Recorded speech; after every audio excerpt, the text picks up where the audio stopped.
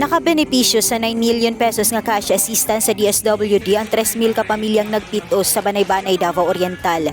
Gisaksihan mismo ni Senador Bongo ang distribution sa assistance kagahapon Hunyo 7, 2022. Ni ako rin para maghatag og gamay nga yaman. Ni ako rin para maghatag og gamay solusyon sa inyong mga problema. Ni ako rin para magbilin og gamay nisig sa inyong mga naawa sa panahon sa inyong kabuol. Malipay na po rin taon ko, mawala ang akong kakapoy.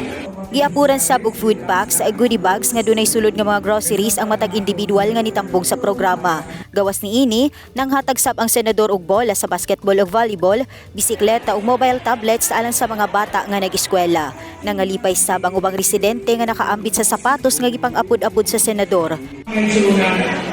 Kausarata buhagi aming kalibutan. Kung unsay kaayuhan, untabang na pwede nato buhaton sa ato isip sa tao, ato ng buhaton karon kay dili na ta bubalik ang aming kalibutan. Mao gimating ito. Ako, si Presidente Duterte, nag-presidente man siya, nahimo kong senador, o mahimong na ng kapitan pagawad sa panahon. Padayon ko magserbisyo sa inyo. Kaya ako gatuo na ang serbisyo sa tao. Serbisyo ka na sa Ginoo. Serbisyo ka na kay Allah. Dako ang pasalamat ni Governor Nelson Dayanghirang kang Pangulong Rodrigo Duterte sa gihatag niini nga tabang sa probinsya.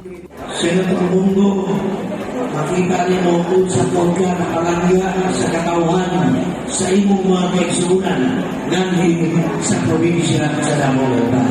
Daghang salamat. Nanawagan ang senador og kooperasyon sa katawhan aron dungang makabangon ang mga Pilipino sa natagamtaman niining kalisod hatod sa pandemya.